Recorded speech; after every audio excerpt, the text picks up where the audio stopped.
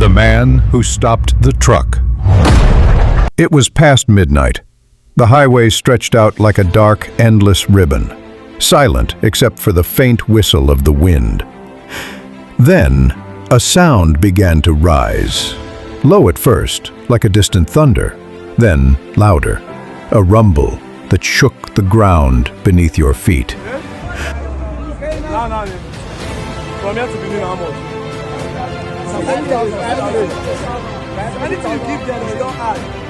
A convoy of Dangote trucks was coming.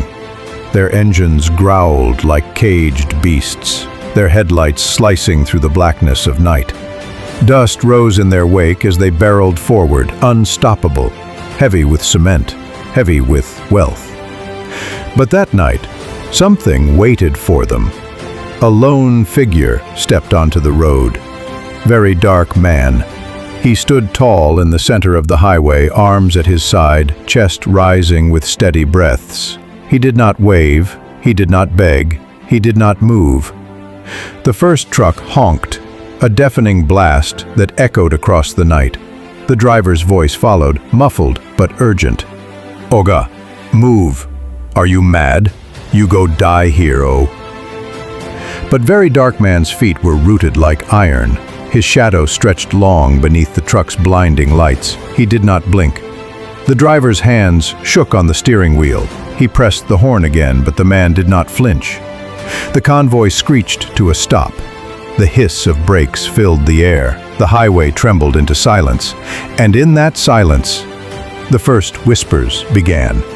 From the roadside, from the shadows, people appeared. A boy with a phone, a woman carrying a basket, a man in torn slippers.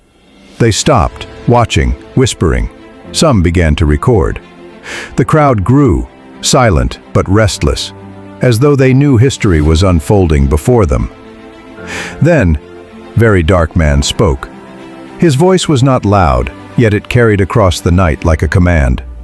Every day, these trucks pass. Every day they carry the wealth of this land, and yet every day, mothers cry in hospital wards, unable to pay their bills. Children suffer because money flows in trucks, but not into their lives. The driver swallowed hard. "Sir, I only drive. I don't make decisions." "Then call who you must," VeryDarkMan replied, his tone sharp as steel. "Tonight, these trucks will not move until the people are heard." The crowd shifted. Phones went up higher. Flashes of light flickered like stars.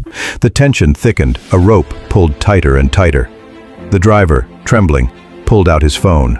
Words were exchanged. The minutes dragged like hours. Each tick of the clock was a hammer against the silence. The people waited. Some prayed under their breath. Some clenched their fists. Some wondered, would this man die tonight under the wheels of power? Then at last, the driver's phone buzzed. He answered quickly, his face pale in the glow of the screen. A voice spoke through him. The decision had been made. Dangote's representatives, reluctant, cornered, but forced, had agreed to settle the bills of several patients stranded in the local hospital. For a moment, the silence held. Then the crowd erupted. Cheers broke the night. Hands were raised, some cried, some shouted his name, but VeryDarkMan did not celebrate. He turned slowly, his gaze sweeping across the crowd.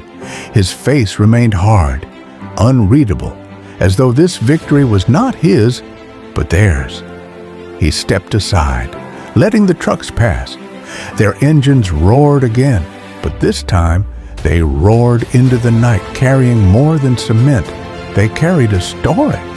The story of the man who stood in the road and forced a giant to listen. And as the dust settled and the last truck vanished into the darkness, only his silhouette remained, a shadow swallowed by the night. The people whispered as they dispersed, "Did you see it?